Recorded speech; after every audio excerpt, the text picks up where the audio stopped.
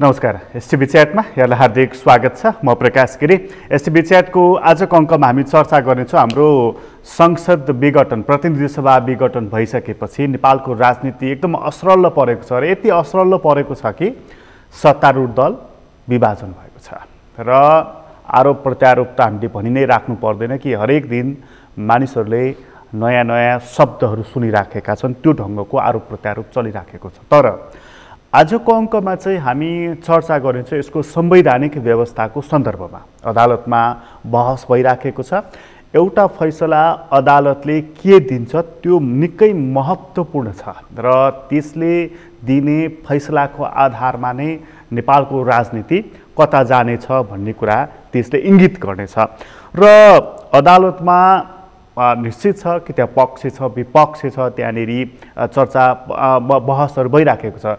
प्रधानमन्त्रीलाई लागेको छ कि संसद विघटन भयो अब चुनाव पुनर्स्थापनाको सम्भावना नै छैन भनेर। तर यो भनिरहँदा उहाँले एउटा वाक्य बोल्नुभयो, खास गरी एकजना त्यस्तो वरिष्ठ अधिवक्तामाथि उहाँले बोलेको वाक्य आजको मितिमा निकै ठुलो बहसको विषय बनिराखेको छ र एकजना त्यस्तो वयोवृद्ध व्यक्तित्व जसको निकै लामो समय वकालतमा बित्यो, राजनीतिमा बित्यो, लोकतन्त्र यसका मूल्य मान्यताहरू स्थापित गर्नमा बित्यो, त्यो व्यक्तिलाई किन तमासा भन्ने शब्द प्रयोग गर्दै प्रधानमन्त्रीले व्यङ्ग्यबाण प्रहार गरे भनेर नै आजको चर्चाको बहसको विषय बनिराखेको छ। यो मूल विषय संविधानको संसदको थियो, तर यता पनि उहाँले तीर्साइदिइराख्नु भएको छ।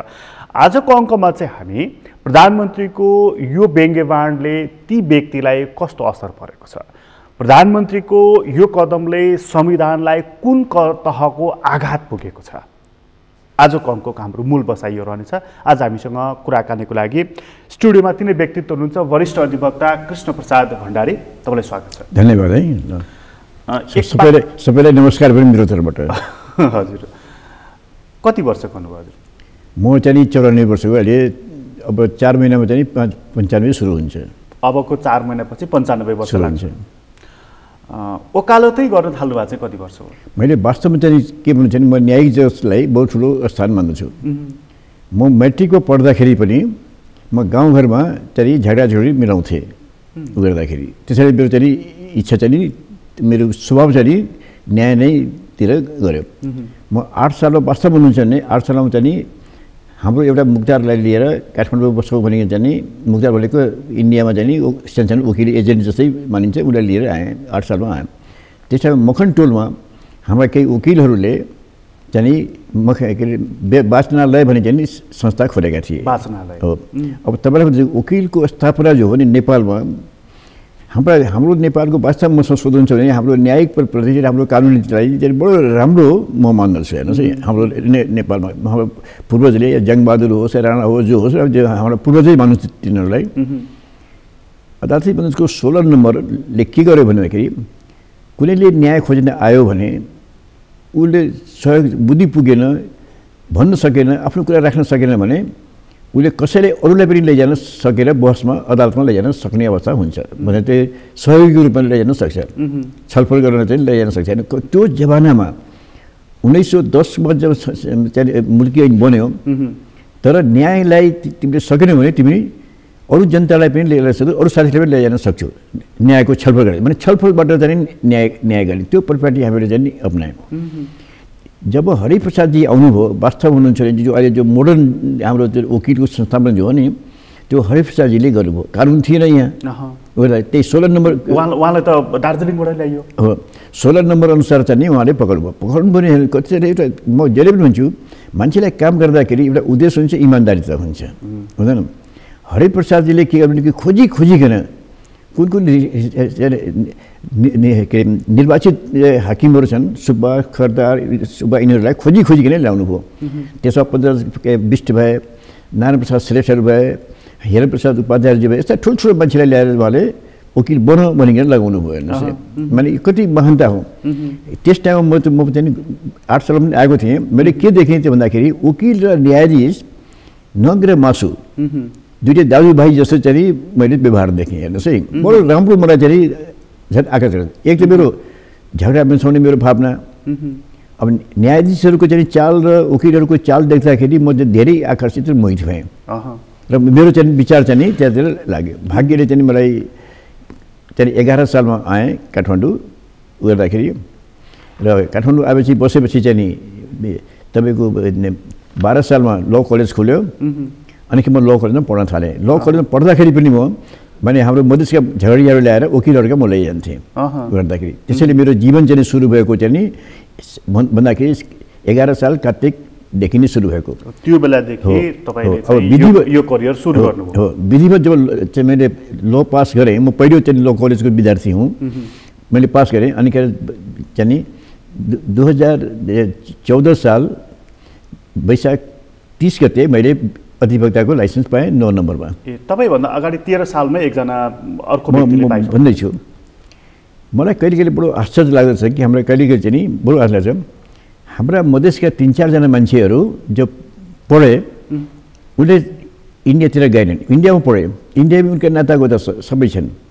मैखर देवनारायण थारू, त्यो थारू कसरी पढ्यो बडो आश्चर्य लाग्छ। ओहो, यो सप्तरीको रामानन्द प्रसाद सिंहको जो बुवा, उहाँले चाहिँ ल पास गरिसकेपछि कहीँ नगइकन चाहिँ काठमाडौँ आउनु हेर्नुहोस् र काठमाडौँ चाहिँ काम गर्नु र बडा हाकिम सदर हुनुभयो। 7 सालमा चाहिँ उहाँ मारिनु भयो। त्यस्तै किसिमबाट चाहिँ हाम्रो भगवती प्रसाद सिंह, उनका नाताको त सबै इन्डिया छन्, इन्डियामा पढाइ गरे आए, तर पढिसकेपछि के गरे भन्दाखेरि सरासर चाहिँ काठमाडौँ आए। कति भने त्यो प्यार र मोहब्बत र राष्ट्रियताको भावना हुन्छ। जस्तै देवनाथ प्रसाद वर्मा पनि, उनी पनि जब ल पास गरे, हाम्रै जिल्लाका हुन्, रौतहटका, मेरो छिमेकी पनि हुने वर्मा, उनी आएपछि अनि सरासर चाहिँ आए काठमाडौँ आए। हेर्नुहोस्, यी 3 जना चाहिँ काठमाडौँ आउनु भनेको एउटा राष्ट्रियताको प्रमाण हो, आफ्नो प्यार हो, ऊ हो। मेरो सेन्टर भएको काठमाडौँ हो। यसरी मभन्दा अगाडि देवनाथ प्रसाद वर्मा जब उहाँ चाहिँ बडो कट्टर मान्छे, तपाईँलाई भनिहाल्नु, बडो इमान्दार मान्छे, उनी कसैसँग नदब्ने मान्छे। उनी लोकसेवा आयोगमा चाहिँ थिए, त्यहाँबाट निकालिदिएपछि उनी एकचोटि क्रोधमा आएर रिसाएर चाहिँ उनी वकिल सुन्नुभयो। त्यसैले प्रथम पढे लेखेका शिक्षित व्यक्ति मध्येमा वर्मा नै चाहिँ प्रथम चाहिँ हुन् र सिनियर एडभोकेट पनि उनी प्रथम हुन्। त्योभन्दा हाम्रो देशमा कहिले कहिले विभिन्न ठुल्ठुलो मुद्दामा तपाईँको भारतीय वकिलहरू यहाँ आउँथे। त्यस बेलामा पनि भारतीय वकिलहरू चाहिँ के भन्छ कि टेम्पोररी लाइसेन्स लिन्थे गर्दाखेरि।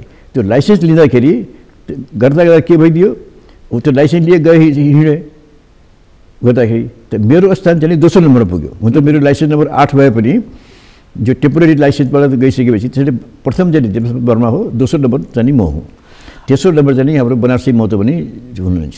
यो चाहिँ तपाईँको करियरको सुरुवातको कुरा। म यसमा अलिकति विस्तारपूर्वक एकछिनपछि आउनु, तर अहिले तपाईँले त्यहाँबाट करियर सुरु गर्नुभयो। करिब 11 सालदेखि सुरु गरेको आजसम्म 94 वर्षको उमेरमा पनि हिजै मात्र पनि तपाईँ अदालत जानुभयो, त्यहाँ बसेर आउनुभयो, बहस अहिले पनि गरिराख्नु भएको छ।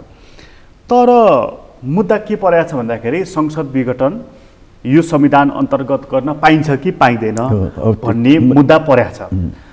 तर त्यो मुद्दाले हाँगो हालेको छ कि, मुद्दाले हाँगो चाहिँ के हालेको छ भने अस्ति प्रधानमन्त्रीले एउटा अभिव्यक्ति दिनुभयो कि बाजेहरूलाई लगेर तमासा गरेका छन् भनेर। त्यसपछि हिजो 4 जना, एकजना वरिष्ठ बारका पूर्व अध्यक्षहरूले वक्तव्य निकाल्नुभयो, नेपाल बार एसोसिएसनले वक्तव्य निकालेको छ। यो दुवै वक्तव्य मैले यहाँ लिएको छु र त्यो दुवै वक्तव्यको सार हेर्दाखेरि के भनेको छ भने प्रधानमन्त्रीको उक्त अभिव्यक्तिप्रति हामी खेद र भर्त्सना व्यक्त गर्दछौँ, साथै उक्त अभिव्यक्तिका विरुद्धमा उभिन नेपाल बार एसोसिएसन र देशभरका कानुन व्यवसायीहरूलाई अनुरोध गर्दै यस सम्बन्धमा प्रधानमन्त्रीलाई सार्वजनिक क्षमा याचना गर्न र अदालतको अपहेलना जन्य कार्य गरे बापत उहाँलाई जवाफदेही बनाउन यसै विज्ञप्ति मार्फत भनेर यो भनिएको छ। अब मुद्दा चाहिँ संसद विघटनको थियो, मुद्दा चाहिँ यता अहिले आएर चाहिँ अर्को एउटा मुद्दा चाहिँ फेरि तपाईँको पर्यो। तपाईँलाई भनिहालौँ, वकिल भनेको संसारभरिमा विद्वान कहलाउँछन्। डाक्टरलाई विद्वान भन्दैनन्, इन्जिनियरलाई विद्वान भन्दैनन्, तर वकिललाई विद्वान भन्छन्। र अर्को वकिल चाहिँ अफिसर अफ द कोर्ट भनिन्छ उसलाई, किन अन्ध त्यो माने चाहिँ सुरुवात जन्माउनु चाहिँ न्यायको चाहिँ जन्माउनु चाहिँ वकिलहरू गरेको। घटनाक्रम के भने कि हाम्रो गणेश शर्मा जो कि बडो प्रसिद्ध वकिल हुनुहुन्छ उहाँले जिल्ला अदालतमा बहस गर्दाखेरि न्यायाधीशले उहाँलाई गाली गर्नुभयो गणेशजीलाई सुरुवात हाम्रो त्यहाँदेखि नजिरको कति सालको कुरा यो अब साल त मलाई धेरै पुरानो हो बुझ्नु न पञ्चायतकालकै त्यो चाहिँ पञ्चायती व्यवसायिकको जमाना होला जस्तो लाग्छ मलाई त्यसै 34-35 सालतिर अनि कि हामीहरूले के गर्यो भने कि सर्वोच्च अदालतमा चाहिँ अभियोगको मुद्दा दियौँ अब हामी त अफिसर त कोर्ट हो हामी त अदालतको अंग हो त्यसैले हामीलाई गाली गर्ने हामीलाई हुच्याउने हुँदैन नि अनि कि सर्वोच्च अदालतले अभियोगलाई चाहिँ स्वीकार गर्यो र त्यो न्यायाधीशलाई नसिहत दियो यसैबाट पनि के हुन्छ नि कि वकिललाई गाली गर्नु भनेको त त्यो अवहेलना हो जस्तो अदालतलाई गाली गर्नु भने ऊ हो फेरि दोस्रो के कि वकिललाई गाली गरिकन वकिललाई हरेसबाट उसको मनोबललाई गिराउनु भनेको भने न्यायमा गिरावट हुन्छ त्यसैले बडा भयङ्कर ठुलो चाहिँ नि अपराध हुन्छ त्यसैले मेरा साथीहरूले चाहिँ नि जो अदालतको अपमान गरेको नि हाम्रो नजिरै छ मैले गणेश काठमाडौँ जिल्लाको भने चाहिँ नि त्यो नजिरकै आधारबाट पनि त्यसलाई भने कि अवहेलना चाहिँ यो प्रशस्त अवहेलना चाहिँ ठुलो अवहेलना गर्नु हो अब प्रधानमन्त्रीले जुन अभिव्यक्ति दिनु पनि तमासा भन्ने शब्द प्रयोग गर्दै यो पनि अवहेलनाको विषय हो यो हो त्यसैले हुन्छ उहाँले जुन भनौँ न त्यहाँ होच्याउने किसिमको यति मात्रै होइन उहाँले राजसभा पनि अजय बनियो भने उकेटहरूलाई गाली गर्नुभयो राजसभाको बैठक पनि उहाँले चाहिँ कि अजरहरू जन्मिएका छन् भनेको उकेलाई गाली गर्नुभयो उहाँले उकेलाई नै समुदायलाई गाली गर्नुभयो यहाँ चाहिँ तपाईँलाई नै तोकेर गाली गर्नु हो यसमा चाहिँ फेरि मलाई व्यक्तिगत रूपमा चाहिँ गाली गर्नुभयो उहाँले बाजे भन्नुभयो हो बाजे बुझ्नु न म त उकिल हो नि म त वरिष्ठ बाजे यसको दुईवटा अर्थ लाग्छ एउटा चाहिँ अलिकति वयोवृद्ध ज्येष्ठ भएपछि हजुरबा भन्ने हामी कहाँ बाजे भन्ने चलन नै छ उसले त्यो बाजे कुन रूपमा लिए भन्दाखेरि चाहिँ एउटा भिखमङ्गाको रूपमा चाहिँ लिए बाजे भनेको चाहिँ नि तपाईँ कहीँ जानु नि ठुल्ठुलो भिखमङ्गा बाजे भन्छन् नि त्यो अवहेलनाको दृष्टिकोणले लिए कुनै शुद्ध मनले होइन फेरि अगर शुद्ध मनले भन्दा फेरि नाटक किन वकिल त नाटक त गर्दैन नि वकिल त बहस गर्छन् नि त्यसैले मेरो दृष्टिकोणले चाहिँ उहाँले चाहिँ मेरो अपमान गरेर कि न्यायिक जगतको नि बहुत ठुलो चाहिँ अपमान गर्नुभयो एउटा जिम्मेदार व्यक्तिले न्यायिक जगतलाई यसरी अपमान गर्नु भनेको ठुलो अपराध हो मलाई लाग्दछ कुन प्रकारको अपराध हो यो अवहेलना गर्यो अदालतको न्यायिकमा प्रहार गर्दै जसलाई हामी न्यायिक स्वतन्त्रता भन्छौँ नि न्यायिक स्वतन्त्रतामा चाहिँ के भन्छ भने कि अदालतलाई वकिललाई दबाब गर्नु न्यायाधीशले दबाब गर्नु त्यो पनि न्यायिक स्वतन्त्रताको अब यहाँनिर यो वक्तव्य निकालेका छन् 4 जना पूर्व नेपाल बार एसोसिएसनका अध्यक्षहरू हरिहर दाहाल शम्भु थापा प्रेमबहादुर खड्का शेरबहादुर केसी उहाँहरूले वरिष्ठ अधिवक्ता हुनुहुन्छ अहिले उहाँले निकाल्नु भएको छ यो वक्तव्य त त्यसमा के भनेको छ भने प्रधानमन्त्रीले सार्वजनिक क्षमायाचना गर्नुपर्दछ र अदालतको अवहेलना चाहिँ यस्तो कार्य गर्नु हुँदैन भनेर उहाँले जुन भन्नुभएको छ नि प्रधानमन्त्रीले माफी नै माग्नुहोस् भन्ने चाहनुहुन्छ तपाईँ अब हेर्नुहोस् माने कहिले हाम्रो चाहिँ राजा महेन्द्र जो छन् नि उसलाई मान्छेले चाहिँ तानासा भन्छन् अधिनायकवादी भन्छन् तर उसमा पनि कति बुद्धि छ भने त्यसलाई उदाहरणको रूपमा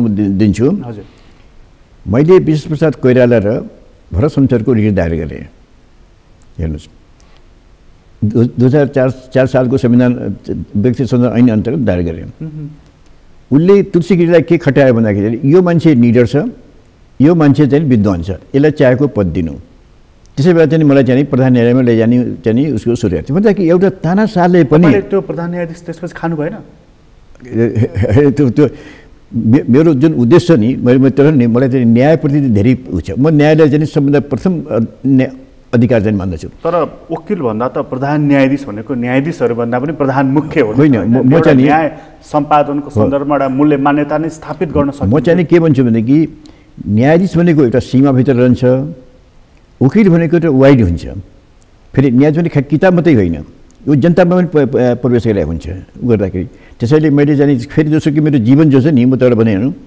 मैले धर्मशास्त्र धेरै पढ्ने जब म्याट्रिक पास गरेपछि फिलोसफी लिउँ के हो भन्दाखेरि म बनारसमा हुर्केको मान्छे गान्धीबाट प्रभावित भएको हुनाले मैले चाहिँ गान्धीकै पछि लाग्ने किसिमले मैले राजनीति गरेँ हुँ त्यसैले मेरो जीवन के छ नि कि राजनीतिक र न्यायिक यसरी मिक्सचर चाहिँ भइरहेको छ हुँदैन अब यो प्रधानमन्त्रीको अभिव्यक्ति टुङ्गो चाहिँ कसरी लाग्छ त्यसैले म के भन्छु भन्दाखेरि जब राजाको विरुद्धमा मैले महेन्द्रको विरुद्धमा मैले मुद्दा दायर गर्दाखेरि उसले रिस लिएन इबी लिएन अझ मलाई चाहिँ प्रोत्साहन गर्ने किसिमले चाहिँ यसलाई दिनु भने भन्दाखेरि उसले जो गल्ती गर्यो त्यो गल्तीमा चाहिँ माफी माग्नु कुनै अपराध होइन त्यसले उचितता चाहिँ पाइन्छ म त अझै पनि भन्छु कि अनुरोध गर्छु ओलीजीसँग कि उहाँले जनताको सामनेमा चाहिँ सार्वजनिक रूपमा चाहिँ माफी माग्नुहोस् आफ्नो उचितता देखाउनुहोस् राजा महेन्द्र जसलाई तानाशाही भनिन्छ उनी पनि चाहिँ नरम भए हो नरम भए एक हिसाबले भन्दा सिद्धान्त दृष्टिकोणको हिसाबले भन्दा तपाईँ पनि वाम विचारको मानिस, प्रधानमन्त्री पनि वाम विचारको मानिस, वर्गीय दाजुभाइ पर्नुभयो नि होइन? यो वर्गीय दाजुभाइमा किन यो क्षुद्रता देखियो त? हेर्नुहोस्, कम्युनिस्ट भनेको बडो ठुलो त्यागी हुनुपर्छ र कम्युनिस्ट भनेको चाहिँ उसले तल्लो तहको जनतालाई हुन्छ। मैले अस्ति बहस गर्दाखेरि भने के भने कि मैले ओलीजीलाई उसले जनताको मान्छे होइनन् हुने, उनी चाहिँ यतिको मान्छे हुन्, यतिलाई चाहिँ प्रोत्साहन गर्ने, तर जनतालाई प्रोत्साहन गरेर एउटा देखाइदिनुहोस् त कम्युनिस्टको सिद्धान्त के हुन्छ कि तल्लो जनतालाई उत्साह गर्ने, तल्लो जनतालाई अगाडि बढाउने, एउटा पनि देखाइदिनु उदाहरण त। त्यसैले मलाई चाहिँ के भन्छ भने उनीहरू चाहिँ कम्युनिस्ट होइनन्, मेड इन कम्युनिस्ट हुन्, होइन? Made in communist, made in communist बनाइयो कम्युनिस्ट। त्यो एउटा अपर्च्युनिटी लिने एउटा कम्युनिस्टको शक्ति, जो जनतामा जुन भावना छ, शक्ति छ नि, त्यो शक्तिलाई चाहिँ पकड्ने चाहिँ तरिका हो। जस्तो त्यो जातीयता समुदायता पनि एउटा शक्ति हुन्छ नि, जस्तो ट्रम्पले समुदायता लियो, शक्ति लियो। त्यसैले उनले चाहिँ कम्युनिस्टको सिद्धान्तलाई, कम्युनिस्टको साधनलाई, कम्युनिस्टको क्षेत्रलाई उसले आफ्नो निम्ति चाहिँ प्रयोग गरे। त्यसैले म उनले कम्युनिस्ट मान्दिनँ। कम्युनिस्ट हुँदाखेरि फाइदा छ, त्यसमा शक्ति पनि छ, एउटा ऊर्जा पनि छ, त्यसमा एउटा आकर्षण पनि छ, त्यसकारण कम्युनिस्ट हुन्। के कम्युनिस्ट भनेको वास्तविक कम्युनिस्ट होइन, सिद्धान्तले, जस्तो विचारले। म आफ्नै पनि उदाहरण दिन्छु। हेर्नुहोस्, म रौटेहरूको चाहिँ बडो महत्त्वपूर्ण चाहिँ घटना सुनाउँछु। त्यो 9 सालको तमसुक फाट्ने, हेर्नुहोस्, तमसुक फट्टा गरे पहिला। हेर्नु कति हाम्रो रौटेर चलेमा बडा माया लाग्छ हेर्नुहोस्। जब खास गरेर रतनलाल मास्कीले सुरु गरेको थियो, त्यसमा म विश्वबहादुर सब हामी लाग्यौँ। हाम्रा पनि सम्पत्ति, हामी धनीको मान्छे, हाम्रो मूल के थियो भने लहना थियो, कर्जा लगाउनु। त्यस्तै चाहिँ विश्वबहादुरको बाउको पनि लहना थियो, मानबहादुरको पनि, उसको पनि व्यवहार चाहिँ कर्जा लगाउने, कर्जा लगाउने बैंक मानन्दरको पिताजी कुरा गर्दै, तुङ्गु शमशेरको पनि कर्जा लगाउने। हेर ती तिनटै धनिक मान्छेले खुसी राजीले तमसु फाटिदिए, कुनै विरोध गर्नु परेन। त्यो 3 जना ठुला ठुला धनाढ्य व्यक्तिहरूले फाटिदिएको तमसु फारेको कारणबाट चाहिँ जिल्लामा एउटा लहर पैदा भयो। त्यो लहरले मेरा परिवारलाई उच्चतामा पुर्याइदियो। हेर्नुहोस्, किनभने अब मेरो दाजुभाइलाई पैसाको कमी भयो, हामी सम्पत्तिवाला छौँ तर पैसा त भएन। अनि सबै काठमाडौँ आयो, काठमाडौँमा त अमेरिका गयो। अहिले 60% मेरो परिवारहरू चाहिँ नि अमेरिका नै बसेका छन्। उता तपाईँलाई भनिहाल्नु, म चाहिँ शिक्षालाई बडो महत्त्व दिन्छु। म गाउँ गाउँमा जान्थेँ, भन्थे केटाले पढाउनु भन्दाखेरि के भन्थ्यो, तर देहाती भाषा भन्छु नि, पढ्के के होतै भैँसी चलतै छाली खतै पहलवानी गर्थे। जब 9 सालको तमसुक फाटिसकेपछि जिल्लामा एउटा लहर पैदा भयो। अब यहाँ चाहिँ नि कम्युनिस्ट आउँछ, सम्पत्ति रहँदैन, अनि खेर पढाऊ भन्दाखेरि रौतहट जिल्लामा चाहिँ नि 9 सालपछि एउटा चाहिँ शिक्षाको लहर पैदा भयो। हेर्नु, एउटा घटनाले कति ठुलो प्रभाव गर्छ भन्दाखेरि त एउटा आन्दोलन हो, तर त्यो आन्दोलनले एउटा रिजल्ट पैदा गरिदियो कि शिक्षाको प्रचार गरिदियो। मेरा परिवारलाई चाहिँ सम्पत्तिको मोहभन्दा पनि चाहिँ कमाइ खानेतिर लगिदियो, शिक्षाको ज्योतिले पदाइदियो, त्यहाँ पुर्यायो। त्यसैले 9 सालको तमसुकलाई म बडो महत्त्व दिन्छु। त्यसले एउटा निकै ठुलो दूरगामी असर पारेछ। बडा खुसी लाग्यो मलाई त्यो कुरा सुनेर। यो प्रधानमन्त्रीको सन्दर्भमा चाहिँ उहाँले सार्वजनिक क्षमा माग्नु चाहिँ बुद्धिमानी हुन्छ भन्ने लागेको। अब म तपाईँलाई के भन्न चाहन्छु भन्दाखेरि अहिलेको जुन सन्दर्भ जुन संविधान विघटन, हेर्नु विघटन चाहिँ नि संविधानको जब प्रचुरता बढ्यो, हाम्रो चाहिँ बिरादो सुरु भयो, सुप्रिमेसी अफ द पार्लियामेन्ट पनि चाहिँ बिरादो सुरु भयो। त्यसलाई बिस्तारै बिस्तारै चाहिँ के भन्छ कि युरोपियन कन्ट्रीहरूले पनि अँगाल्दै गए गर्दै। जर्मनीमा हेर्नुहोस् है, त्यसरी संविधानको विघटन जाने बेला सुरुवात कसले गर्यो भन्दाखेरि चाहिँ हिटलरले गर्यो। हेर्नुहोस् है, हिटलरले चाहिँ यति हिटलरले यति गर्यो कि पार्लियामेन्टलाई आगो लगाइदियो गर्दाखेरि। त्यसैले चाहिँ संविधान यो विघटन जो हुन्छ नि, यसलाई 2 हामीले भागमा हेर्नुहोस्। एउटा तानाशाहले जनताको अधिकार खोज्नु, तानाशाहले जस्तो हिटलरले खोज्यो, जस्तो तपाईँलाई भनेर कि हाम्रै नेपालमा पनि राजा महेन्द्रले 17 साल पुस 1 गते कु गरिकन चाहिँ जनताको अधिकार खोजे। र अहिले म के भन्दैछु भने कि अहिले जो ओलीजीले जो संविधानलाई विघटन गर्नुभयो, उहाँले चाहिँ कु गर्नुभयो। 17 साल र यसमा कुनै फरक छैन। यो संसदको विघटन पनि कुनै हो, कुनै हो। 17 साल यसमा फरक किन कु हो भन्दाखेरि म तपाईँलाई बताउँछु नि। हाम्रो कानुन व्याख्या ऐन के भन्छ भने, संविधान पनि के भन्छ भन्दाखेरि अपराध भनेको चाहिँ कार्य भन्छन्, एक्ट भन्छन्। तपाईँलाई कसलाई विघटन गर्नु उहाँले, जस्तै अस्ति भने कि छोरीलाई कुटेर बुहारी तर्साउनु, उहाँको पार्टीसँग झगडा भयो, केही नेतासँग झगडा भयो, संविधानले के अपराध गर्यो? कुन संसदले उहाँको काम गर्न दिएन? हेर्नु सबै कानुन सबै बनिरहेछ, बडो 2/3 मेजोरिटी छ, सबै भइरहेछ। बरु त्यसमा चाहिँ प्रहार के हो, किन गरेको उहाँले? यो मलाई एउटा कुरा चाहिँ बताइदिनुहोस्, तपाईँसँग यत्रो लामो राजनीतिक अनुभव छ, संवैधानिक अनुभव छ, यो अहिलेको हाम्रो संविधान छ नि, जस्तो 47 सालको संविधानको 53(4) ले संसद विघटन गर्न सक्ने अधिकार प्रधानमन्त्रीलाई प्रश्नले लेखेको थियो। यो संविधानले जस्तो चाहिँ अब राष्ट्रपतिकै कुरा गर्ने हो भने उहाँले चाहिँ धारा 76, 1 र 7 र 85 को अझ एक्सप्लेन गर्छु। त्यसैले चाहिँ यो जो तानाशाहले संविधान विघटन गर्ने सुरुवात चाहिँ हिटलरबाट सुरु हो। त्यसैले हामी यसलाई के भन्छ कि गैर कानुनी तरिकाबाट चाहिँ आफ्नो स्वार्थको निम्ति तानाशाही गर्नको निम्ति विघटन गरिन्छ भने त्यसलाई चाहिँ हामी हिटलरिज्म भन्छौँ। दोस्रो के हुन्छ भने कि संविधान चाहिँ बडो पवित्र उद्देश्यबाट विघटन गरिन्छ, पवित्र उद्देश्यबाट पनि प्रजातान्त्रिक देशमा चाहिँ गरिन्छ।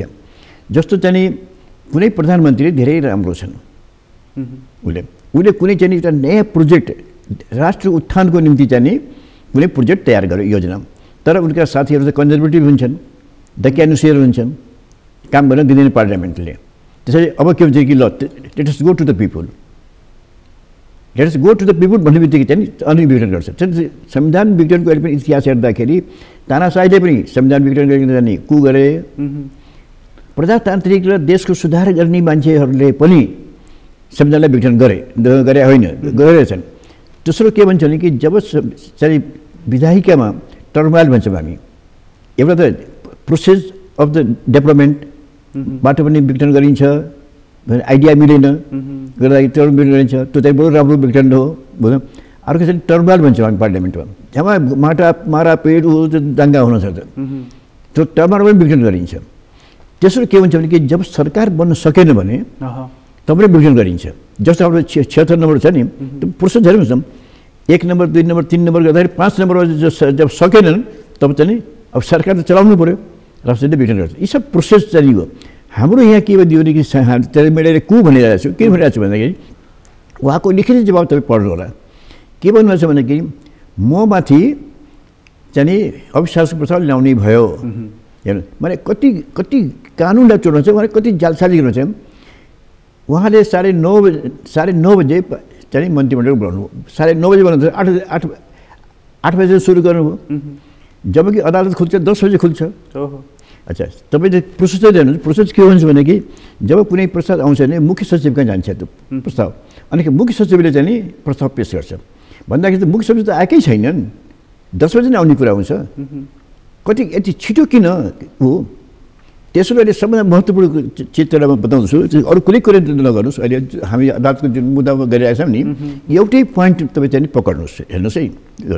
त्यो के भन्दाखेरि जब 8 सालमा राजपत्र प्रकाशित भयो, त्यो राजपत्र प्रकाशित गर्दाखेरि त्यो सुरुवात के बन्यो भने कि प्रथम भागमा जाने शाही घोषणा, दोस्रो भागमा जाने ऐन कानुन, तेस्रो भागमा जाने ऐन अन्तर बनेको नियम, चौथो भागमा चाहिँ आदेश निर्णय, यसलाई मान्नुपर्छ भन्ने भयो।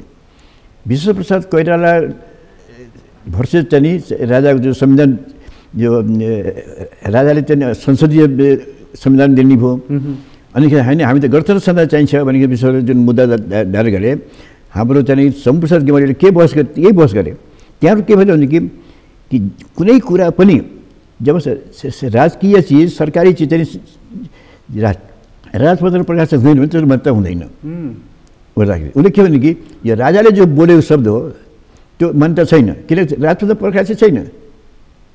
राजा भनेर भने कि हामी संसदीय व्यवस्थाको प्रधान मान्छु, त्यो राजपत्र छैन, त्यो उहाँको विज्ञप्ति जस्तो भयो।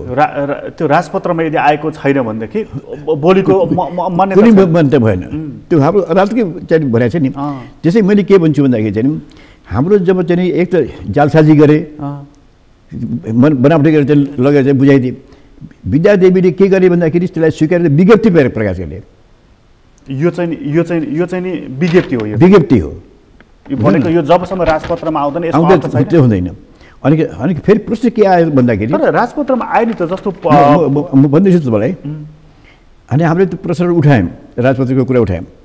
अनि के भने 9 गते राजपत्रमा आयो हेर्नुहोस्, 9 गते भन्दाखेरि त पुस 5 गते र चाहिँ 9 गतेको 20को त भ्याकुम हो नि। 1 महिना त भ्याकुम नि, कसरी अख्तियार चलाउँछ, कसरी विघटन हुनसक्छ? माघ 9 गते चाहिँ पुस 5 गतेको मिति राखेर राजपत्रमा जारी गर्दा दोस्रो के छ भने दोस्रो माने कानुन कहिले लागू हुन्छ? लालमोहर लागू भएपछि कानुन लागू हुने। तर अब अदालतको फैसला भयो, त्यहाँ फेरि त्यहाँबाट सुधार भयो। अब लालमोहर त कोठामा बनाए सही हुन्छ, जनताले त बुझेर त हुँदैन। किन लागू गर्ने जनताले कानुन लागू गर्नुपर्ने छ, सबैले गर्नुपर्छ। त्यसैले नियम के भनेदेखि राजपत्रमा प्रकाशित गरेको मितिबाट ऐन कानुन लागू हुन्छ भन्दाखेरि त विघटनको छ नि। अब पुष्पास त होइन, अब विघटनको चाहिँ जुन राजपत्र चाहिँ प्रकाशित भयो त्यो त माघ 9 गते भयो। यही पोइन्टबाट चाहिँ तपाईँको जाने 5 गतेको त विघटन त स्वतः गैर कानुनी भयो नि। हाम्रो ट्रेडिसनै छ नि, हाम्रो कानुन छ नि, राजपत्रमा प्रकाशित चिजहरू छन्, अरू कुनै तर बोल्नु पर्दैन। भनेपछि यसमा अरू धेरै संविधानका धारा उपधाराहरूमा जानै परेन। यो बडा महत्त्वपूर्ण कुरा गर्नु भने राजपत्रको सन्दर्भलाई लिएर ऐतिहासिक उदाहरण सहित दिनुभयो। मलाई एउटा कुरा बताइदिनुहोस्, प्रधानमन्त्रीले यो जुन संसदको विघटन गर्नुभयो नि, उहाँले भन्नुभयो कि मलाई पार्टीले काम गर्न दिएन, मेरो सरकारमाथि अविश्वासको प्रस्ताव आउँदै थियो, अर्को प्रधानमन्त्रीको उम्मेदवार उहाँले तय गर्नुभएको थियो, मलाई हटाइँदै थियो। तर तपाईँले अघिदेखि एउटा शब्द बोलिराख्नु भएको छ कि लोकतान्त्रिक व्यवस्थामा पनि संसद विघटन हुन्छ, तर विघटनको सुरुवात चाहिँ हिटलरले गरेका थिए। यो एक किसिमको हिटलरिजम हो। प्रधानमन्त्रीले कु गर्नुभएको छ भनेर, प्रधानमन्त्रीले कु गर्नुभएको छ भने उहाँ संसदको विघटन गरेर यतिकै विश्राम लिनुहुन्छ कि भन्दा अझ अगाडि जानुहुन्छ। अब त्यसलाई बताउँछु, यो पनि मेरो आफ्नो शङ्काको कुरा हुन्छ नि। त्यसलाई भन्छु नि, हाम्रो कानुनी हिसाबले तपाईँलाई बताइहाल्छु नि। कुनै पनि अपराधको विषयमा चाहिँ हामी एक्ट भन्छौँ। तपाईँ काम गर्नुभयो, बन्दुक चलाएर कसैले मार्नुभयो, एक्ट गर्नुभयो, चोरी गर्नुभयो, एक्ट गर्नुभयो, त्यो एक्ट चाहिँ हुनुपर्छ। हामी के भन्छौँ भन्दाखेरि संविधान सभाले सुन्नु पहिले योभन्दा पनि तपाईँले अगाडि के भन्न चाहन्छ भने कि सोभरेन्टी भनिन्छ। सोभरेन्टी चाहिँ सबभन्दा प्रजातन्त्रको ऊ छ। हाम्रो 47 संविधानमा पनि सोभरेन्टी जनतामा पुग्यो, त्योभन्दा अघि राजाका थियो। 2010 सालमा 7 गते राजा त्रिभुवनले के भन्यो कि होइन सोभरेन्टी म कहाँ छ, अरू मैले नदिएको अधिकार कसैले पनि प्रयोग गर्न पाउँदैन। हेर त्यो बेला पनि के भन्छ कि मैले नदिएको अधिकार प्रयोग गर्न पाउँदैन। अब अहिले के भन्छ कि सोभरेन्टी कसको हातमा पुग्यो? 47 सालको संविधान लिएर अहिलेको संविधानले जनतामा पुग्यो। जनता अहिले सोभरेन बडी भन्यो, राजा सरकी अख्तियारबाट जनता पुग्यो। तर यो सोभरेन्टी कसरी प्रयोग गर्ने जनताले? तपाईँको एउटा विचार हुन्छ, मेरो एउटा विचार, वी आर बोथ सोभरेन। त्यसैले के भन्छ कि सोभरेन्टीको जनताको सोभरेन्टीको चाहिँ मेरुदण्ड भनेको चाहिँ आधार भनेको उनको हुकुमत भनेको त पार्लियामेन्ट हो, जसलाई हामी प्रतिनिधि भन्छौँ। त्यहाँ त सबैभन्दा प्रतिनिधि भनेको वारिस छ। भन्दाखेरि जब जनताको प्रतिनिधिलाई विघटन गर्नु बिना कारण, बिना कज, जो मैले माथि भने कि या त तानाशाहले गरिराखेका हुन्छन् या त प्रयोजनको निम्ति पनि गरिरहेको हुन्छ भन्दा कारण देखाउनु पर्ने। संविधानले तपाईँलाई के बाधा दियो? उहाँको तपाईँ लिखित जवाब हेर्नुहोस्। उहाँले के भन्छ विघटनभन्दा अघिसम्म मलाई कसैले के बाधा दिएन, मैले बडो राम्रो काम गरेँ। उहाँको लिखित जवाब चाहिँ पढ्नुहोस्। भन्दा विघटन गर्नुभन्दा अघि राम्रै काम गर्नुभयो, सबैले सहयोग गरे उहाँलाई भने के कसुर गर्यो हाम्रो प्रतिनिधिले, हाम्रो वारिसले? राजदलले विघटन गर्नुभयो। दोस्रो तपाईँलाई भनिहाल्नु कि हाम्रो गिरिजाबाबुदेखि लिएर जुन पटकले जुन संविधान गर्यो नि, तपाईँ गएर चाहिँ हेर्नु होला पार्लियामेन्टमा। अहिले चाहिँ अस्थायी मेन बिल्डिङ कि सोभरेन्टी अफ द पिपलको साथसाथ अस्थायी सरकारले काम गरेन, जस्तो टुक्रा टुक्री थाल्यो नि। त्यसैले यो विघटनलाई त बदल गरिदिए, कहिले पनि मान्यता दिएनन् भने जब हाम्रो संविधान बनाउने हाम्रा नेताहरूले, हाम्रो वारिसहरूले या प्रतिनिधिहरूले चाहिँ बनाइसक्यो भने हाम्रो नीति बनाइदिए, 5 वर्षको नीति बनाइदिए। मेरो वारिसलाई मैले 5 वर्ष काम गर्न चाहिँ पठाएँ भन्दाखेरि त्यसै विघटन गरिदिए नि, मेरो वारिसको जनताको सोभरेन्टीलाई खत्तम गरिदिए नि। त्यसरी बहुत ठुलो चाहिँ अपराध गर्नुभएको छ। यो अपराधले के त प्रजातन्त्र सङ्कटमा पर्छ? अब जस्तो यसमा एउटा घटना जोडौँ, जस्तो चाहिँ तपाईँ त यत्रो लामो अनुभव छ उमेरकै हिसाबले पनि करियरकै हिसाबले पनि। 7 सालमा आएको प्रजातन्त्र 17 सालमा गयो, त्यो निर्वाचित सरकार अपदस्थ भएसँगै गयो। 46 सालको प्रजातन्त्र जब 58 सालमा जेठमा संसद विघटन भयो, त्यसपछि 59 सालमा राजाले कु गरे, त्यसपछि त्यो पनि गयो। 72 सालमा हामीले नयाँ संविधान जारी गऱ्यौँ र आज करिब 5 वर्षको यो संविधान छ र अहिले पनि संसदको विघटन भएको छ र तपाईँको शब्द सापट्टि लिए मैले फेरि कु भएको छ, होइन त? भनेपछि अब यो प्रजातन्त्र, यो गणतन्त्र पनि जान्छ। अब यही कुराहरू बताउँछु तपाईँले हेर्नुहोस् कि हाम्रो त्यो ट्रेडिसन जो हुन्छ नि, अदालतको ट्रेडिसन पनि हामीले मान्यता हुन्छ। गिरिजाबाबुको टाइममा चाहिँ म पनि निवेदकको वकिल थिएँ। हामीले त्यहाँ शब्द के भन्छ कि दूषित भने उनको मनसाय दूषित हुने भने त्यसबाट पनि त्यहाँनिर त्यो पार्लियामेन्टलाई सपोर्ट गरेनन्, बेटालाई सपोर्ट गरेनन् गीताबाबुको मुद्दामा पनि। तर के भन्यो भने कि हामीले जुन चार्ज लाग्यो दूषितको प्रमाण दाखिल गर्न नसकेको हुनाले गीताबाबुले गरेको ठिक भनिकन त्यो पनि डिभिजन अफ न्यायाधीशहरू मेजोरिटी न्यायाधीशले चाहिँ नि फैसला गर्ने। ए भनेको दूषित मनसायले संसदको विघटन भयो भन्ने तपाईँहरूको जिकिर थियो। हो, अदालतले चाहिँ मनसाय दूषित पाएन, प्रमाण पाएन। अरूको बैठन गर्नु ठिक बैठक बोलेको छैन। मुख्य शब्द विश्वजीले मलाई फाइट हुने शब्द प्रयोग गर्नुभएको छ। फेरि हाम्रो 11 जनाको मनोनयन अधिकारीको छ भने कति राम्रो छ भन्दाखेरि आर्थिक कुरा पनि उठाइएको छ, तानाशाहीको कुरा पनि उठाइएको छ, हिटलरहरू चाहिँ गरेको उठाइएको छ, माने निर्वाचित सदस्य पनि तानाशाह हुन सक्छन् भन्ने कुराहरू उठाइएको छ। माने 11 जनाले जुन एउटा चाहिँ बाटो देखाइदिए, जबसम्म चाहिँ अर्को व्यक्ति विकल्प भएसम्म चाहिँ नि तिमीले गर्न पाउँदैनौ भन्दाखेरि के हामीले अदालतको मर्यादा पालन गर्नु परेन? प्रधानमन्त्रीले पर्यो, मनमोहनको चाहिँ फैसला इदाल लिनु परेन? उहाँले विकल्प खोज्नु, राष्ट्रपतिले विकल्प खोज्नु भएन भन्दाखेरि कति ठुलो अपमान हो त्यहाँदेखि हाम्रो चाहिँ अदालतको। राष्ट्रपतिले पनि अदालतको अपमान गरे, प्रधानमन्त्रीले पनि अपमान गरे। जबकि 11 जनाको न्यायाधीशले चाहिँ एक मतले त्यो पढ्नु र किनकि लामो हुन जान्छ, तपाईँको समय हुँदैन। अति राम्रो फैसला छ, त्यहाँ आर्थिक कुरा उठाइएको छ। अब चुनाव भनेको ठट्टा हो, खर्बौँ रुपियाँ चाहिँ खर्च हुन्छ, सरकारको खर्बौँ रुपियाँ छ। जब मान्छे कोरोना त मरिरहेका छन्, औषधि पाइरहेका छन्, खाना पाइरहेका छन्, मान्छे बेचारा छ, त्यसमा तिमी चुनाव गराउने जनादेशको नामबाट झुटा। तेस्रो कुरा के हुन्छ भन्दाखेरि चाहिँ खालि चुनाव भनेको त सरकारी ढुक्टी मात्रै हुँदैन, चुनाव जाने उम्मेदवारको पनि करोड रुपियाँ खर्च हुन्छ, जनता चाहिँ हुन्छ। अब कोरोनामा हाकार बसिरहेको छ, मान्छे अनइम्प्लोइड भइरहेका छन्, त्यसमा चाहिँ चुनावमा मान्छे को भाग लिन्छ भन्दाखेरि मेरो के देखिरहेको छ भने कि यसको भित्रमा चाहिँ हाम्रो ओडिजीको एउटा भित्री रहस्य के छ भन्दाखेरि असल मान्छे जान सक्दैनन्, आफ्नो एउटा चाहिँ एजेन्ट रूपमा पार्लियामेन्टलाई बनाउने उनको दाउ छ। किन उनीसँग पैसा छ, शक्ति छ, सब चिज छ। त्यसैले अहिले भइरहेको जो प्रजातान्त्रिक प्रवृत्तिलाई ढालेर उहाँले एउटा एक मना आफ्नो अगुवाईमा आफ्नो पिछलगुको पार्लियामेन्ट गठन गर्ने उनको दाउ छ। त्यही पनि म चाहिँ यो दाउ उहाँको सफल हुनु चाहिँ म तपाईँलाई निश्चय भन्छु, उहाँले चुनाव गर्नुहुन्न। तपाईँ निश्चय हेरिहेर्नु होला, एउटा बहानाबाट उहाँले चुनावलाई टार्दिनुहुन्छ, तपाईँ हेर्दै हेर्नु होला। तर वैशाखको संसदको विघटनै भयो अरे, अदालत त्यस्तै फैसला गरे अरे भनेदेखि पनि वैशाखको चुनाव हद से हद सर 1 महिना सर्न सक्ला। असारभित्र त हामीलाई अर्को संसद त चाहिन्छ, यो संविधानले त्यही भनेको छ कि विघटन भएको 6 महिनाभित्र अर्को संसद आउने परिकल्पना गरेको छ यसले। त्यो बडा सहिलो छ। यो त पहिलो पटक हो नि 6 महिना। जब निर्वाचनलाई आदेशबाट टाढिसकेपछि त संविधान लागू भएन नि, जरुरी कन्टिन्युसन गर्न सकिन्छ नि, हुँदैन? अनि चलाकी कति चलाकी छ नि। त्यो अघिल्लो पोइन्टमै रोकेँ मैले तपाईँलाई। त्यसो भए प्रधानमन्त्रीले वैशाखको 17 र 27 गते चुनावको जुन मिति तोक्नु भएको छ, त्यो 17 र 27 गतेको मितिलाई उहाँले सार्न सक्नुहुन्छ आफ्नो मन खुसीले कि यो मङ्सिरमा गर्ने भनेर? एउटा उत्पात मचाइदिन सक्नुहुन्छ, कहीँ विप्लव गर्न सक्नुहुन्छ। जस्तो राजाले कु गर्नुभन्दा पहिले नरहरिवारलाई चाहिँ गोर्खामा उत्पात मचायो नि। अब जसलाई हामी सङ्क्रमण काल भन्छौँ नि, हो देश टर्माल छ, उत्पात मच्यो, त्यसैले मैले चुनाव गर्न सकिनँ भन्नु सक्छ नि। भनौँ भोलि राइट भइदियो भने देशमा भने प्रधानमन्त्री चुनाव गर्न पनि सक्दैन नि। उहाँले राइट क्रिएट गरे पनि चुनाव टार्नुहुन्छ, हेरिरहनु होला तपाईँ, हुँदैन? विद्रोह छैन, हङ्गामा छैन, द्वन्द्व छैन भने पनि त्यो उत्पादन हुनसक्छ, सक्छ। त्यो गरेर गर्नुहुन्छ, हेरिरहनु। संवैधानिक रूपमा चाहिँ प्रधानमन्त्रीलाई एउटै उदाहरण दिनु नि। अहिले के हुनुहुन्छ भने 23 गते हेर हामी जनताको भिड लगाउँछौँ, हो हेर्नु उहाँ उद्देश्य हेर्नुहोस् न। 23 गतेको कल्पना कसरी गर्नु हो? जनताको भिड कसरी आउन सक्छ भन्दाखेरि उहाँले यस्ता तथ्य दलालहरू क्रिएट गर्नुभयो, त्यो दलालले भोलि हङ्गामा मचाउन सक्छ, चुनाव हुँदैन। वैशाखमा चुनाव हुँदैन। वैशाखमा चुनाव भएन भने एउटा कुनै कारण देखाएर मिति सारिन्छ, हो। अनि तर संविधान लागेन, त्यसपछि यो 6 महिनावाला लागेन, जहिले पनि लगे हुन्छ।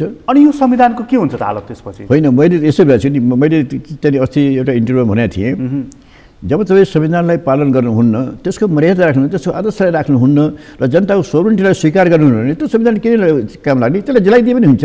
कागजको खोस्टा भयो त्यो, हो। तपाईँले त्यो संविधान त कागजको खोस्टो हो नि, प्रधानमन्त्रीको त्यसको त मान्यता हो। प्रधानमन्त्रीको उद्देश्य नै यसलाई कागजको खोस्टोमा सीमित गर्ने छ, हो। प्रधानमन्त्रीले हरेक उहाँको बोली, उहाँको चाला, जति हिँडाइ जति छ नि, त्यो कम्प्लिटली तपाईँलाई भन्दैछु कि उहाँले लामो अवधिसम्म राज्य गर्ने उनको चाहिँ मनसाय हो। तर उहाँ यही संविधान अन्तर्गत बनेको संसदको उत्पादन हो नि त, त्यो संसदै नभएपछि त उहाँ पनि त रहनुहुन्न नि फेरि। होइन, यसो भने तपाईँलाई म चाहिँ एउटै शब्द सोध्न चाहन्छु कि मैले बारबार भनिरहेको छु, तपाईँलाई त चाहिँ संविधान सभाले के बाधा दियो, कहिले बाधा दियो, एउटा उदाहरण देखाइदिनुहोस् न, बुझ्दैन? यसरी निर्दोष संविधानलाई फेरि हाम्रो संविधान पनि के भन्छ, तत्काल प्रचलित कानुन अनुसारको अपराध नगरेसम्म त्यसलाई दोषी ठहर गर्ने। अहिले त भिक्टिमको मान्छे दोषी हो नि, संविधान संसद दोषी हो नि, के अपराध गर्यो भन्दाखेरि उहाँको मनसाय दूषित मनसाय छ। तपाईँलाई भन्दैछु उहाँको मनसाय चाहिँ नि त्यहाँनिर एउटा चाहिँ लामो अवधिसम्म राज्य गर्ने मनसाय छ, यो पनि तपाईँलाई भन्दैछु। न त जो मान्छे एउटा चाहिँ भन्नुहोस् उहाँ के भन्छ कि चैतमा म छोड्दैछु भन्दै हुनुहुन्छ, फेरि चैतमा छोड्दैछु भन्दाखेरि त उहाँलाई के वास्ता चासो पऱ्यो वैशाखमा चुनाव गराउने? उहाँ त अब चुनाव लड्नुहुन्न, उहाँ अब प्रधानमन्त्री हुनुहुन्न। यसै बेला मनसाय हेर्नुहोस् न, उहाँको बोली र एक्सन चाहिँ देशको निम्ति खतरनाक छ मेरो दृष्टिकोणले। यहाँनिर एउटा अलिकति कम्युनिस्ट दर्शनको कुरा पनि थोरै गरिहालौँ यही बिचमा कि अघि तपाईँले एउटा वाक्य बोलिदिनुहुन्थ्यो कि निर्वाचित प्रतिनिधि पनि तानाशाहीको रूपमा परिणत हुन सक्छ भनेर, है? प्रधानमन्त्रीलाई तपाईँले त्यही बिम्बको रूपमा प्रयोग गर्दै हुनुहुन्छ। यो विश्वनाथजीले पनि बोलेको शब्द हो, प्रधानमन्त्रीले पनि बोलेको शब्द हो कि निर्वाचितबाट पनि तानाशाह हुन सक्छ, जस्तो हिटलर निर्वाचितबाट आएको मान्छे हो, तानाशाह त भयो। प्रधानमन्त्रीको कदम त्यस्तो छ, जबकि उहाँ एउटा वाक्य बारम्बार बोल्नुहुन्छ कि म लोकतन्त्रको लागि प्रजातन्त्रको लागि 14 वर्ष जेल बसेको मान्छे, मलाई शङ्का गर्ने त भयो। उहाँले 50 चोटि प्रश्न गर्नुभएको छ यता हेरेर। हेर्नुहोस्, म तपाईँलाई भनिहालौँ, त्यो उहाँले जेल जानु हो नि, त्यो पनि उहाँको नादानी हो। त्यो त भन्दैछु मैले भन्छौँ, जब चाहिँ झापा काण्ड आइसकेपछि उहाँको कुनै पनि काम छैन। झापा काण्डलाई मृत्युमा चाहिँ कुनै हातहरू अरूहरूले मारे उरे गरे उरे, तर उनी चाहिँ नेता थिए। हाम्रो मोहनचन्द्र अधिकारी यिनीहरू चाहिँ राधाकृष्ण मैनाली यिनीहरू चाहिँ नेता हुन्। यिनीहरू डराएर चाहिँ के चाहिँ ओली र चाहिँ मोहनचन्द्र डराएर हाम्रो रोटरमा ढुक्न आए, रोटरमा पक्रेको हो। त्यसमा मेरा साथीहरूलाई पनि पऱ्यो, अनि पक्रा परेपछि चाहिँ उनीमाथि चाहिँ ज्यान मार्न उद्योग र राजद्रोहको मुद्दा गरे। राजद्रोह किन मुद्दा चलाए भन्दाखेरि मेरा मानिसहरू जुन जसले उसलाई शरण दिएको थियो, राखेको थियो, त्यसलाई पनि संलग्न गरिदिए राजद्रोहको। के अपराधीलाई राजद्रोहलाई राख्यो भने त्यसरी दुईवटा मुद्दा चल्यो, राजद्रोह चल्यो र जन्मकत चल्यो। भन्दाखेरि त प्रश्न छ कि उहाँले के कुनै राजनीति गरेर चाहिँ जेल जानुभएको त होइन नि, उहाँ त आफूलाई रक्षाको निम्ति आउनुभयो र सरकारले चलाएको, सरकारले उहाँलाई थुन्यो। जो कि मसँग सोध्नुहुन्छ भने सरकारले जो दोष लगायो नि, मैले सबै मुसी लिएको छु, उहाँहरूको त्यो कुनै पनि प्रमाण छैन, कुनै एक्सन छैन नि। उसलाई दोषी तिमीले राजद्रोह गर्यो, मान्छे माऱ्यो भने जन्मकैद गरिन्छ, कुनै प्रमाण छैन। मैले यति पनि भने, जब मैले आफ्नो मान्छेलाई छुट्याएँ, मेरा रोटरको मान्छेलाई मैले छुट्याएर मैले चाहिँ उनीहरूलाई अपिल गरेर भने, मैले मेरो सम्बन्ध थिएन, मैले गणेशराज शर्मालाई भने, मोहनचन्द्र गणेशराज बनारसमा साथी थिए, के भने बुर्जुवा अदालतमा हामी अपिल गर्दैनौँ, न्याय पाउँदैनौँ। त्यो मान्छे आज अदालतको मर्यादा राख्छ, त्यसैले वकिलको मर्यादा राख्छ उसले। ऊ त वकिललाई पनि अजसो भने, अदालतलाई चाहिँ बुर्जुवा भने। यसै हेर्नुहोस् न, उहाँको विचार हेर्नुहोस् त्यसबाट पनि, हुँदैन? त्यसै उहाँ लोकतान्त्रिक पथमा हुनुहुन्न। उहाँ यो यी संरचनाहरू पनि मान्नुहुन्न। तपाईँलाई हेर्नुहोस्, अहिले संसारको चाहिँ मलाई कता कता शङ्का लागिरहेको छ, त्यसलाई भनिहाल्नु। शङ्का मलाई शङ्काको कुरा चाहिँ किन त्यो देखेको छैन। अहिले संसारमा न्यायाधीशहरूलाई महाअभियोग लगाउनु आवश्यक पर्दैन। अब तपाईँ बरु राम्रो वकिल हुनुहुन्छ, राम्रो न्यायाधीश हुनुहुन्छ नि, अब त्यो तानाशाहले के गर्छन्, तपाईँलाई लगेर न्यायाधीश बनाउँछन्। तर के भन्छन् भन्दाखेरि चाहिँ तिमीले राम्रो काम गर्यो भने गर, बडो तिमीले राम्रो मान्छे छौ, यसो छौ, तर एउटा राजीनामाको कागज सही गर। पहिले नै प्री राजीनामा लिया हुन्छ। आजकल चाहिँ संसारभरिमा चाहिँ खालि यहाँ मात्रै हुँदैन, त्यसैले संसारको जुन गतिविधि छ नि, मलाई त अन्दाज गर्छ कि हाम्रा यहाँका प्रधान न्यायाधीश समेतलाई पनि प्री राजीनामा लिए कि भन्ने शङ्का छ मलाई त। फेरि अब भोलि त्यसैले त अदालत सरकारको अधीनमा बस्यो, अदालत अलिकति बदमासी गऱ्यो भने राजीनामा देखाइदियो, राजीनामा गऱ्यो भने देखाउन सकिन्छ। त्यसैले चाहिँ प्री राजीनामा लिए कि भन्ने शङ्का लागिरहेछ मलाई। यहाँनिर कम्युनिस्ट स्कुलिङको अलिकति कुरा गर्ने हो भने प्रधानमन्त्रीमा त्यसको गहिरो छाप परेको छ। अलिकति घमण्डी, अलिकति दम्भ, अलिकति अहम जुन उहाँमा देखिन्छ नि, त्यो सबै कतिपय मानिसहरू भन्छ नि कम्युनिस्ट स्कुलिङमा चाहिँ अलिकति त्यो अहमता हुन्छ है भनेर। होइन, त्यो त सबै अधिनायकवादी र तानाशाहीहरू जो हुन्छ नि, अहमवादी नै हुन्छन्। त्यो कुनै न्यायको त्यसो त हेर्नुहोस् न, त्यसरी हामी शङ्का गर्छौँ नि, हुँदैन?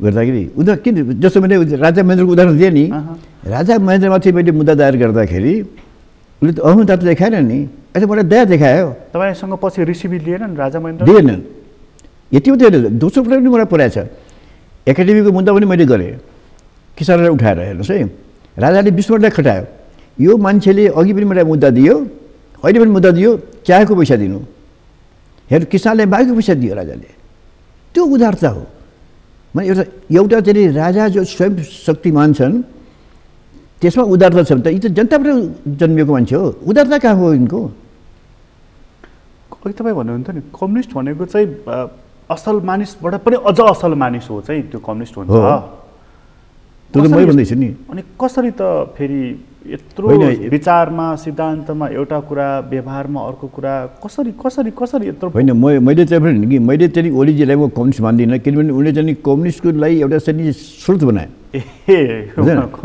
कम्युनिस्टै होइन भन्ने तपाईँको उसमा पुग्नुभयो कम्युनिस्टको सिद्धान्त र चाहिँ अपर्च्युनिटीलाई उसले प्रयोग गरे त्यसबेदेखि यो व्यवस्था त्यसबे अन्त्यतर्फ पुग्यो त्यसबेदेखि के हो यो व्यवस्था संसद विघटनसँगै अब अन्त्यतर्फ पुग्यो तर होइन म चाहिँ अलिकति बडो आशावादी छु मैले त्यहाँ हिजो चाहिँ नयाँ पत्रिकामा पढेँ स्मृति त्यहाँदेखि खरेलको चाहिँ मैले बहस सुने यति राम्रो बहस गरे हेर्नु भर्खरको युवक र मैले अहिले बहसहरू सुनिरहेको छु बडो चाहिँ हाम्रो भाइहरूको चाहिँ बहसहरू यति राम्रो चाहिँ बहसहरू गरेका छन् म त बडो खुसी भएको छु त्यहाँ भन्ने मेरो भाइहरूको चाहिँ बहस सुन्दाखेरि त्यसले मैले के भन्छ कि म त जतिसुकै नेपालमाथि पटक पटक हामी नेपाली जनतामाथि राष्ट्रपति कुठारघात हुँदै रह्यो तर यस्ता यस्ता चाहिँ युवकहरू जन्मेका छन् त्यसैले चाहिँ नि यी जन्मेका युवकहरूले छोडेछन् जस्तो लाग्छ मलाई म त अहिले देखिरहेको छु नि म त हरेक हाम्रो चाहिँ बहसहरू सुनिरहेको छु हिजो चाहिँ हाम्रो दमनकी छोरीले बहस गरी यति राम्रो बहस गरी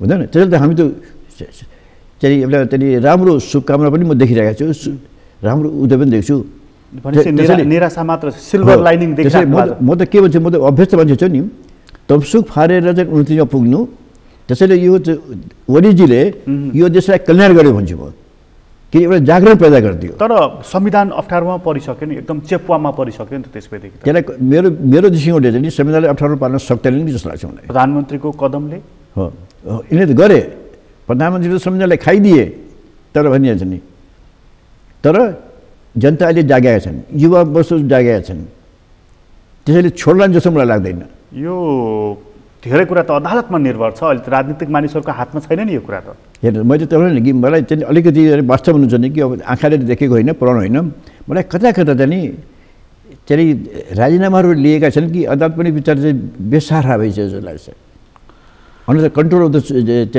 एक्जिक्युटिभ जस्तो लागिरहेको छ संसदको विघटन साँच्चैकै अदालत मार्फत पनि भयो भनेदेखिको अवस्था चाहिँ कस्तो हुन्छ त्यो त हुन्छ नि अदालतलाई मजुरमा परेछ भने त्यसपछि चुनाव हुँदैन भन्नेमा फेरि तपाईँ ढुक्क चुनाव त हुँदैन प्रधानमन्त्री त्यसपछि केपी ओली नै रहनुहुन्छ कि राजनीतिक आन्दोलनले उहाँको विस्थापनको माग गर्छ होइन मैले एक्चुअली विश्वनाथजीसँग सोधा थिएँ त्यो सबभन्दा ठुलो अधिकार भनेको छ भने मानिसको जीवनमा सबभन्दा ठुलो चाहिँ अधिकार भनेको न्याय हो दोस्रो न्यायको चाहिँ मुक्तिको निम्ति चाहिँ रिबेल भनिन्छ मैले विश्वास गरेँ के जनताको रिबेल गर्ने अधिकार छ कि छैन भन्ने भन्दाखेरि उहाँले के भन्नु भने कि हो रिबेल चाहिँ बडो उत्तम अधिकार हो तर रिबेलको परिमाण के हुन्छ कि राष्ट्रपति कि जन्मकैद यानि मृत्यु त्यो स्वीकार गर्नुपर्छ त्यसैले म के भन्छु नि कि राइट टु रिबेल नि नेपालमा सुरु हुन्छ कि जस्तो लाग्छ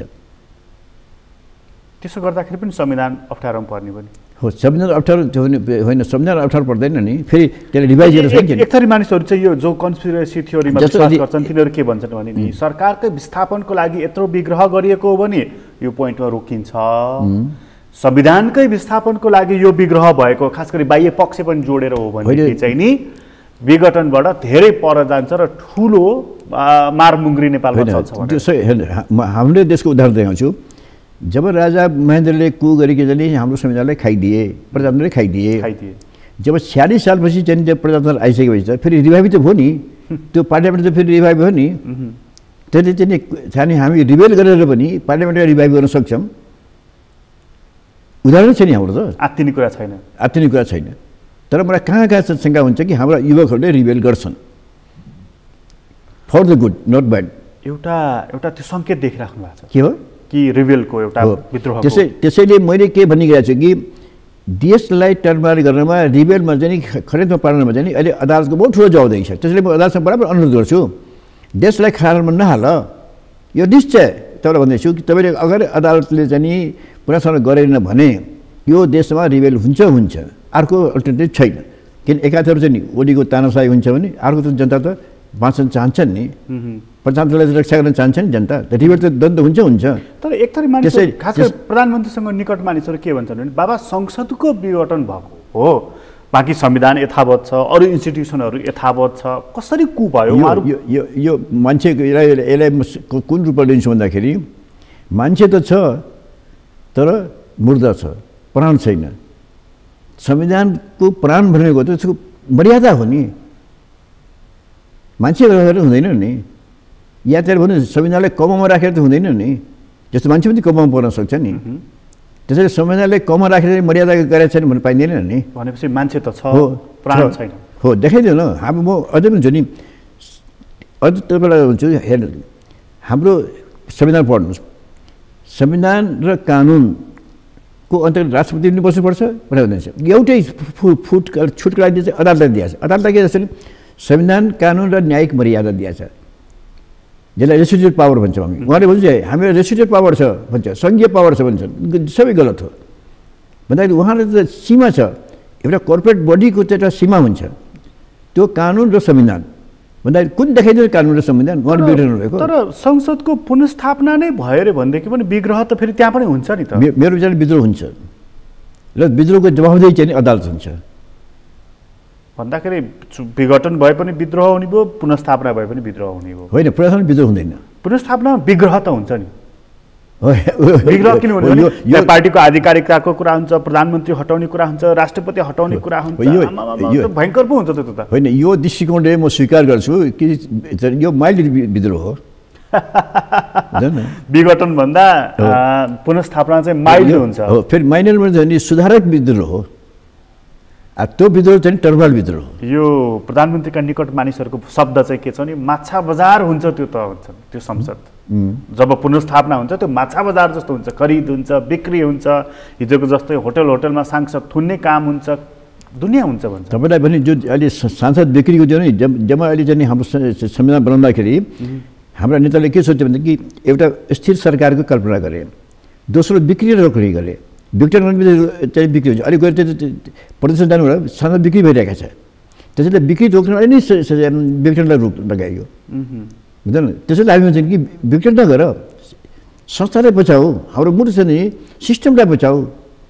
मलाई एउटा सोध्यो, मेरो घर फोहोर छ भने म जलाउँदिनँ, फोहोर साफ गर्छु, बुझ्दैन। सिस्टमलाई हामी पकाउनुपर्छ, बुझ्दैन। भन्दा यसले सिस्टमै खत्तम गरिदिए, हाम्रो मूल घरले नै जलाइदिए। भनेपछि प्रश्न के हो भने सिस्टम सिद्ध्याउने कि चाहिँ तपाईँको चाहिँ सुधार गर्न सकिन्छ। सुधार गर्ने चाहिँ तपाईँले भन्नुभयो नि कि संविधान पुनर्स्थापना भयो भने ठिक हो, टर्बल हुनसक्छ त्यहाँ पनि, तर फर द गुड। संविधान भएन भने रिबेल हुन्छ फर द लिबरेसन। यो एउटा कुरा चाहिँ मलाई अनौठो लागेको, अब तपाईँ चाहिँ अघि भन्दैन त 7 सालमा पनि बन्दुक बोका मान्छे म भनेर, होइन विचारबाट त तपाईँ कम्युनिस्ट विचारबाट गाइडेड हुनुहुन्थ्यो। होइन, म त भन्छु मेरो जुन भावना हो नि, म गान्धीको चेलो मान्छे। हामीले रौतहटमा भयङ्कर 10,000को जुलुस पनि गयो। त्यहाँ चाहिँ सरकारले गोली चलाएर चान्चोट 11 मान्छे मरे र 32 जना घायल भए। त्यहाँबाट हामीले के सोच्यो भने कि यो टिट फर ट्याट, यो सरकारले हाम्रो गान्धीवादी नीतिले काम चल्दैन। अनि हामीले चाहिँ दाजु चाहिँ मेरो दाजु पनि राजनीतिमा हुनुहुन्थ्यो, पटना जानुभयो। पटना गएर चाहिँ विश्व प्रसाद कोइरालाले चाहिँ स्टेन गन, राइफल र एउटा चाहिँ 12 बोल्ट दिनुभयो। त्यो स्टेन मैले नै बोकेर चाहिँ हिँडेँ, बुझ्दैन। त्यहीँबाट मेरो परिवर्तन चाहिँ जस्तोलाई त्यस्तो, ढिलोलाई निस्तो। यो तानाशाहको समयमा गान्धी काम लाग्दैन, बन्दुकै चाहियो, बन्दुकै चाहिन्छ।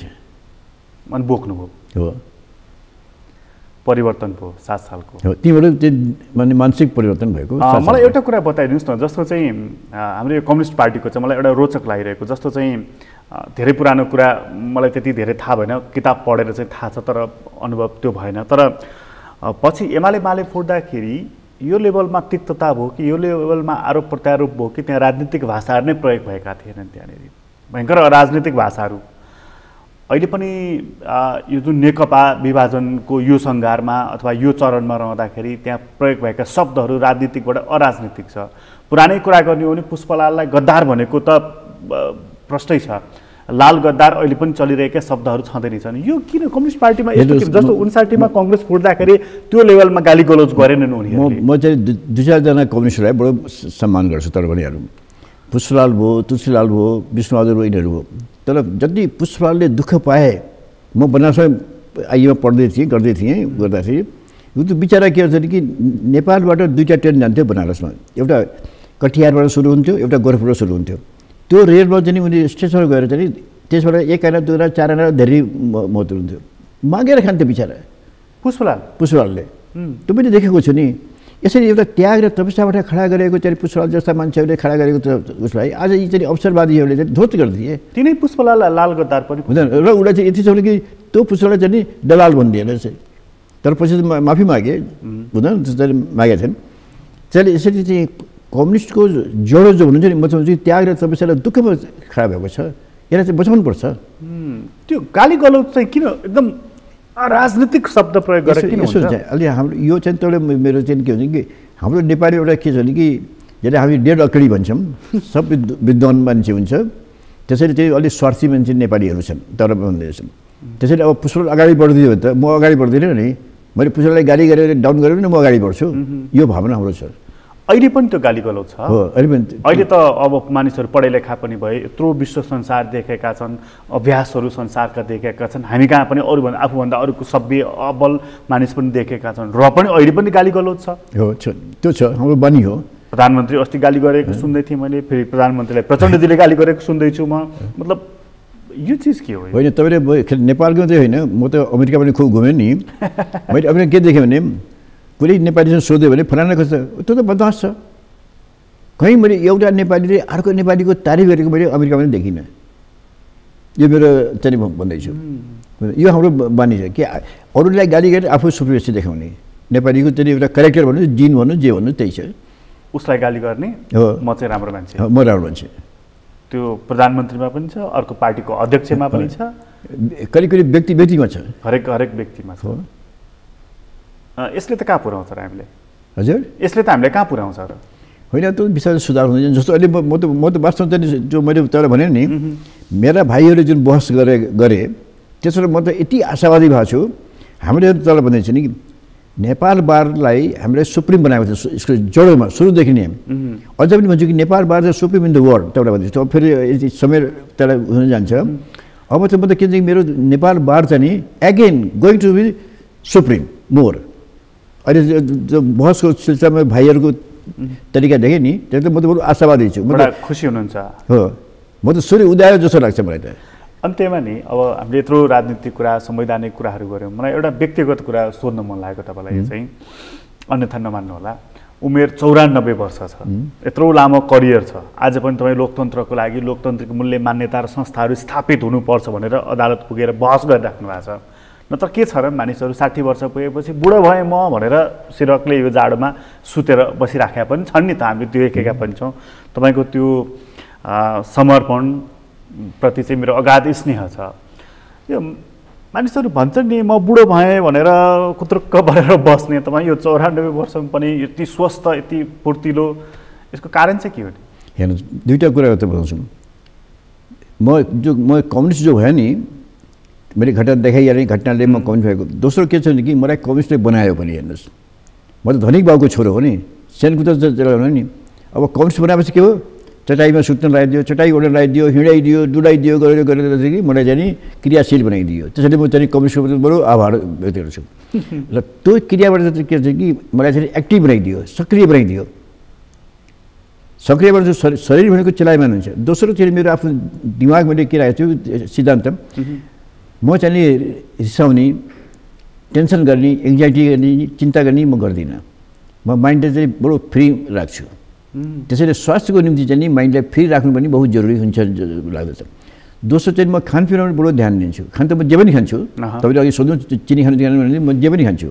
अहिले पनि चिनी पनि खानुहुन्छ? जे पनि टेन्सन खान्छु छैन। तर सकेसम्म चाहिँ नि म सादा खाना खान्छु। यतिसम्म चाहिँ भन्नु मैले बडा मजा आएको थियो।